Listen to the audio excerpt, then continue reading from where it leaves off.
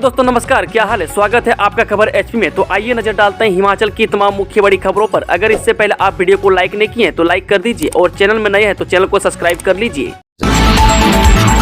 बड़ा फैसला, जिन कर्मियों की अनुबंध अवधि के कारण पूरी नहीं हुई 10 साल की रेगुलर सेवा उन्हें अब मिलेगी ओपीएस। जी, हिमाचल में सरकारी कर्मियों से जुड़ा एक बहुत अहम फैसला हुआ है। मैं अनुबंध अवधि के कारण जिन कर्मचारियों की नियमित 10 साल की सेवा पूरी नहीं हुई उन्हें अब ओपीएस का लाभ मिल सकेगा। मैं सुप्रीम कोर्ट के आदेश के बाद अब राज्य सरकार ने इस बारे में ओपीएस से मेमोरेंडम जारी कर दिया है। बता दें कि वित्त विभाग के प्रधान सचिव देवेश कुमार ने इसे जारी किया है। मैं इस मामले में राज्य सरकार सुप्रीम कोर्ट में केस हार गई थी। हिमाचल में उपचुनाव की तारीखों का ऐलान। इन 3 सीटों पर 10 जुलाई को होगा मतदान। जय हिमाचल प्रदेश में 3 विधानसभा सीटों के लिए उपचुनाव का शेड्यूल जारी हो गया है। मैं 10 जुलाई को नालागढ़, हमीरपुर सदर और देहरा में उपचुनाव होंगे। मैं 3 निर्दलीय विधायकों के इस्तीफे के बाद इन सीटों पर उपचुनाव होंगे। मैं आयोग ने आज इस संबंध में नोटिफिकेशन जारी की है। बता दें कि निर्वाचन विभाग उपचुनाव की अधिसूचना 14 जून को जारी करेगा। मैं इस दिन से प्रदेश में एक बार फिर आचार संहिता लागू हो जाएगी। मैं चुनाव आयोग की ओर से जारी किए गए शेड्यूल के अनुसार 14 जून से 15 जुलाई तक प्रदेश में तीनों सीटों पर उपचुनाव की प्रक्रिया पूरी की जाएगी। मैं 21 जून को नॉमिनेशन भरने की आखिरी तारीख होगी। मैं 24 जून को नामांकन की छंटनी होगी। मैं 26 जून को नामांकन वापस लेने की आखिरी तारीख होगी। शिमला में डिप्टी डायरेक्टर एलिमेंट्री एजुकेशन का कार्यालय सील जाने क्या है वजह। जी हां, राजधानी शिमला में सोमवार को deputy director elementary education Himachal Pradesh के दफ्तर को कोर्ट के आदेश के बाद सील कर दिया गया। रेलवे बोर्ड ने आज सुबह यह कार्रवाई की है। शिमला के चक्कर स्थित सीबीआई कोर्ट के फैसले के बाद रेलवे प्रबंधन ने यह कदम उठाया है। इससे शिक्षा विभाग में हड़कंप मच गया है। इससे कामकाज ठप हो गया। ऑफिस सील किए जाने के बाद पूरा स्टाफ बाहर खड़ा रहा। बता दें कि जानकारी के अनुसार चौड़ा मैदान में रेलवे बोर्ड की बिल्डिंग में पिछले 5 दशक से भी ज़्यादा समय से डिप्टी डायरेक्टर एलिमेंट्री एजुकेशन का ऑफिस चल रहा था। साल 2014 से इस पर रेलवे बोर्ड और शिक्षा विभाग के बीच कब्जे को लेकर कोर्ट में लड़ाई चल रही थी। बताया जा रहा है कि शिक्षा विभाग कब्जे को लेकर कोर्ट में दस्तावेज प्रस्तुत नहीं कर पाया। इस वजह से कोर्ट ने रेलवे बोर्ड के पक्ष में फैसला सुनाया। जेपी नड्डा को मिला स्वास्थ्य मंत्रालय, पहले भी रह चुके हैं हेल्थ मिनिस्टर। जय हिमाचल प्रदेश के जिला बिलासपुर से संबंध रखने वाले भाजपा पूर्व अध्यक्ष जगत प्रकाश नड्डा को मोदी सरकार में स्वास्थ्य मंत्रालय का जिम्मा सौंपा गया है। जेपी नड्डा पहले भी 2014 से 2019 तक केंद्रीय स्वास्थ्य मंत्री के रूप में काम कर चुके हैं। बता दें कि भाजपा के राष्ट्रीय अध्यक्ष बनने के बाद उन्हें सरकार में शामिल नहीं किया गया था। जून महीने में ही उनका अध्यक्ष पद पर कार्यकाल समाप्त हो रहा है। 2024 में मोदी सरकार में उनकी एक बार फिर वापसी हुई है। 4 लोकसभा क्षेत्रों वाले हिमाचल से जेपी नड्डा अकेले कैबिनेट मंत्री हैं। ले दिल्ली रूट पर 9 महीना बाद मंगलवार सुबह से दौड़ेगी बस, लगेगा इतना किराया। 1026 किलोमीटर लंबे ले दिल्ली रूट पर H8C की बस मंगलवार सुबह 5 बजे ले के लिए रवाना होगी। ले दिल्ली बस का सफर यात्री 1740 रुपये में कर सकेंगे। 30 घंटे के रूट में यात्री दिल्ली, हरियाणा, पंजाब, हिमाचल और लेह लद्दाख की वादियों का आनंद उठा सकेंगे। पहाड़ी और बर्फीली वादियों से होकर गुजरने वाली सड़क पर सैलानी और आम लोग खूब लुत्फ उठा सकेंगे। हिमाचल पथ परिवहन निगम के केलांग डिपो की बस करीब 9 महीने बाद शुरू हो रही है। सीमा सड़क संगठन से अनुमति मिलने के बाद निगम ने 11 जून से बस चलाने का निर्णय लिया है। केंद्रीय लोक निर्माण विभाग ने सील किया उप निदेशक प्रारंभिक शिक्षा का कार्यालय, पूरा दिन गेट के बाहर। जे विधानसभा के समीप लेबर ब्यूरो क्लियरमेंट भवन की धरातल मंजिल में कई दशकों से चल रहे उप निदेशक प्रारंभिक शिक्षा कार्यालय में सोमवार को केंद्रीय लोक निर्माण विभाग ने पुलिस को साथ लेकर तालाबंदी कर दी। सुबह 10:30 बजे विभाग के संपदा अधिकारी के आदेश अनुसार इसमें तालाबंदी कर दी गई। कार्रवाई से कार्यालय में सेवारत 31 कर्मियों को बाहर निकलना पड़ा। वह दिन भर बाहर बैठे रहे। केंद्रीय लोक निर्माण विभाग और प्रदेश के शिक्षा विभाग के बीच इस कार्यालय से लेकर बात चल रहा है। 2016 से लेकर चल रहे इस बात के बाद 16 अगस्त 2023 को विभाग ने अनाधिकृत कब्जा किए जाने का आरोप लगाया और इसे खाली करवाने के लिए संपदा अधिकारी ने नोटिस छपवाकर इसे खाली करवाने के निर्देश दिए गए। कुल्लू में ट्रेनर पदों पर भर्ती, जोगिंद्रनगर में सिक्योरिटी गार्ड के लिए इस दिन इंटरव्यू। जोगिंद्रनगर, अगर आप भी नौकरी की तलाश में हैं तो यह खबर आपकी मुश्किल हल कर सकती है। दरअसल कुल्लू और जोगिंद्रनगर में 2 जगह पर वैकेंसी है। कुल्लू में जहां ट्रेनर के पदों को भरने के लिए योग्य उम्मीदवारों से आवेदन मांगे गए हैं। जोगिंद्रनगर में सिक्योरिटी गार्ड के 150 पदों पर भर्ती है। इसके लिए उम्मीदवार का चयन इंटरव्यू के माध्यम से होना है। बता दें कि जिला रोजगार अधिकारी कुल्लू के अनुसार मैसर्ज ICA एडयू इसके skill training institute Gandhinagar Kullu में ट्रेनर के 4 रिक्त पदों पर भर्ती होनी है। इसके भर्ती के लिए इंटरव्यू जिला रोजगार कार्यालय कुल्लू में आयोजित करवाए जाएंगे। मैं इन पदों के लिए आवश्यक योग्यता graduation, B Com, M Com, BCA, MCA, Tally accountancy रखी गई है। इसके अलावा इन पदों के लिए आयु सीमा 18 से 45 वर्ष रखी गई है। मैं चयनित उम्मीदवारों को यहाँ 12,000 से 16,000 तक का वेतन दिया जाएगा। मैं इच्छुक उम्मीदवार सभी दस्तावेजों सहित 13 जून सुबह 10:30 बजे जिला रोजगार कार्यालय कुल्लू पहुंचकर इंटरव्यू में भाग ले सकते हैं। हालांकि उम्मीदवार का यहाँ रोजगार कार्यालय में पंजीकृत होना जरूरी है। एचआरटीसी को मिलेगी 25 नई वोल्वो और 50 टेम्पो ट्रेवलर। निगम को हर महीने मिलेंगे 63 करोड़। जी हाँ, हिमाचल प्रदेश में यात्रियों की सुविधा के लिए प्रदेश सरकार पर लगातार प्रयासरत है। ऐसे में अब प्रदेश के लोगों की सुविधा के लिए एच8 से 25 नई वोल्वो बसें खरीदने जा रहा है। वहीं 50 टेम्पो ट्रेवलर भी खरीदे जाएंगे। वहीं सीएम सुक्कू ने सोमवार को एचआरटीसी की बैठक की अध्यक्षता करते हुए यह बात कही है।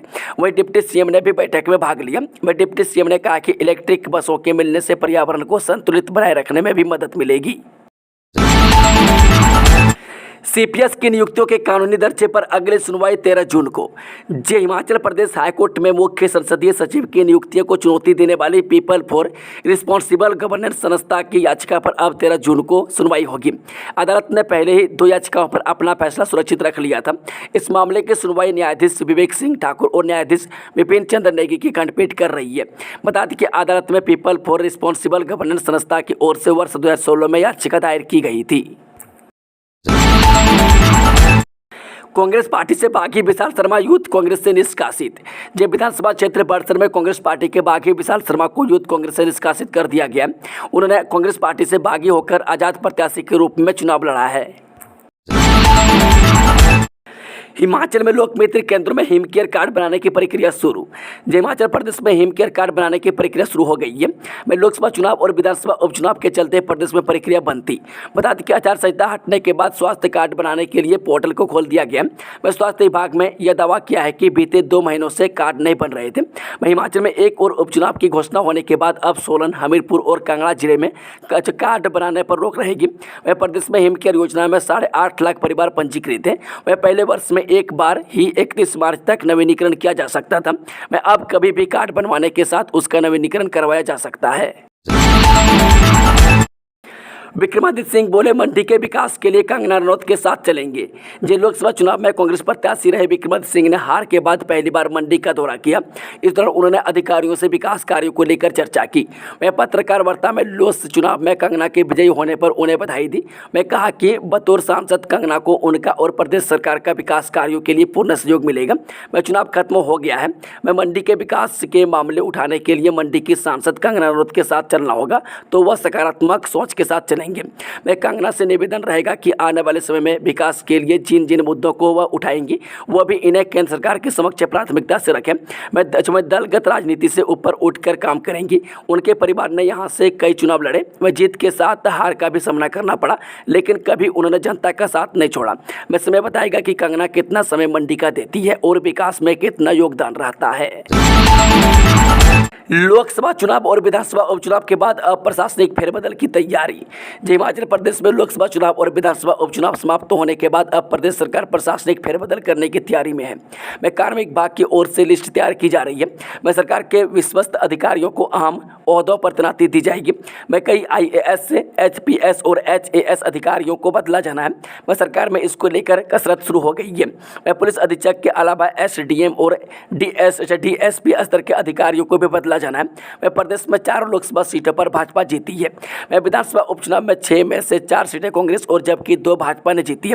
मैं उधर तबादले होने की भनक लगते ही मनपसंद की और पोस्टिंग के लिए कई अधिकारियों ने मंत्री और विधायकों के चक्कर काटना भी शुरू कर दिए।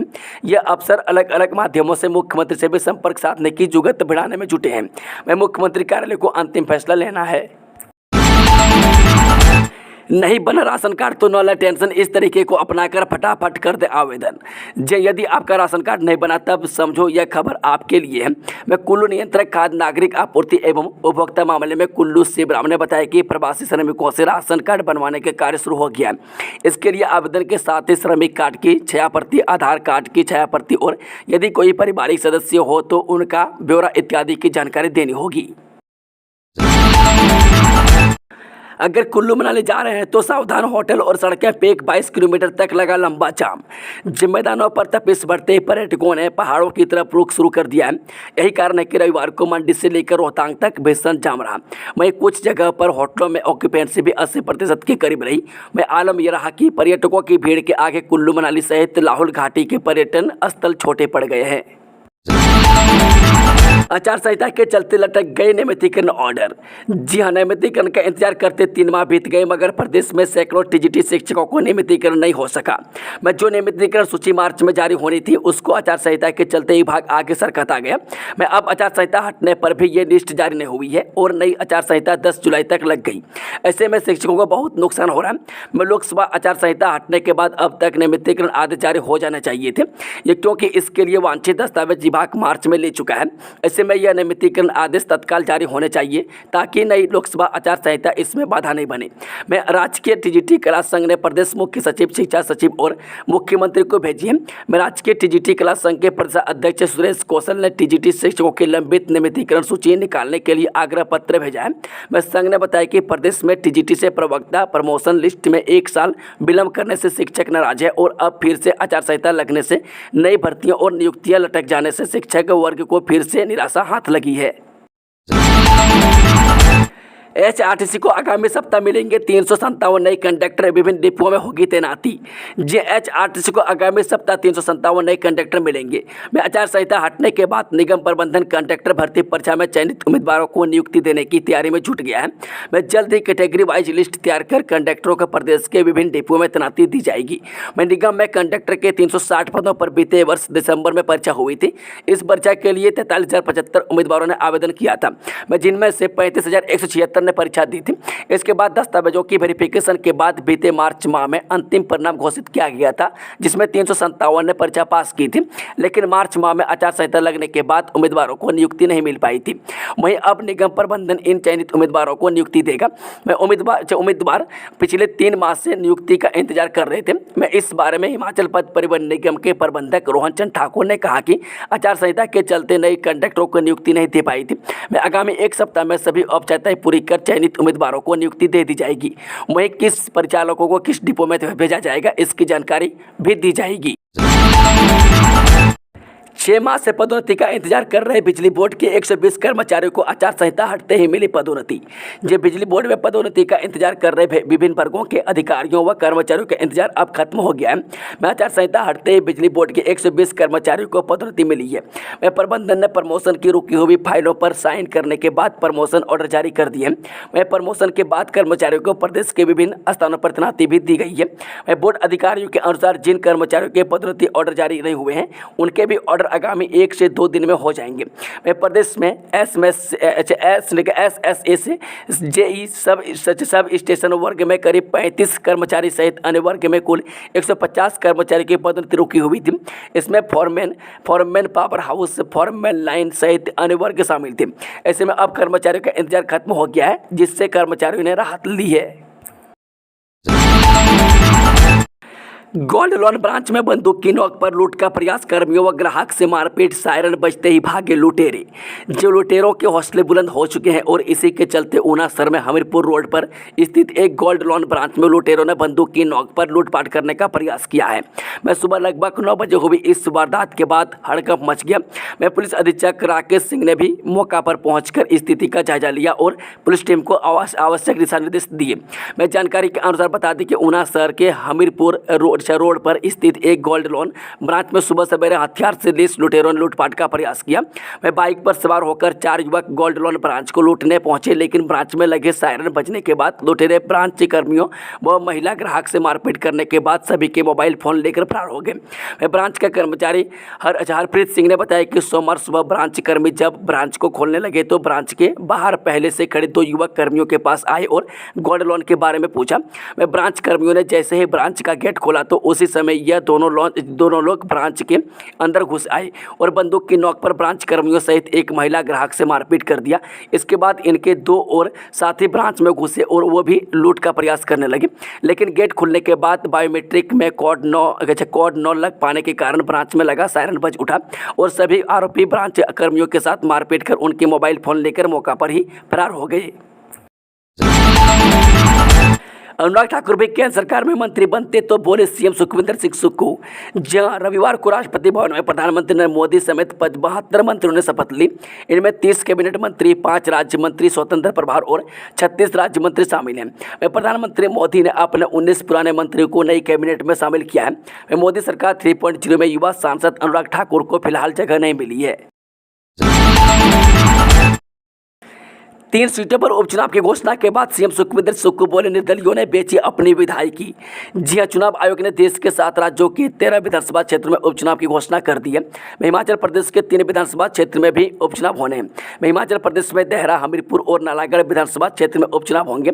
इन 3 विधानसभा क्षेत्र में 10 जुलाई को मतदान होगा और 13 जुलाई को नतीजे आएंगे।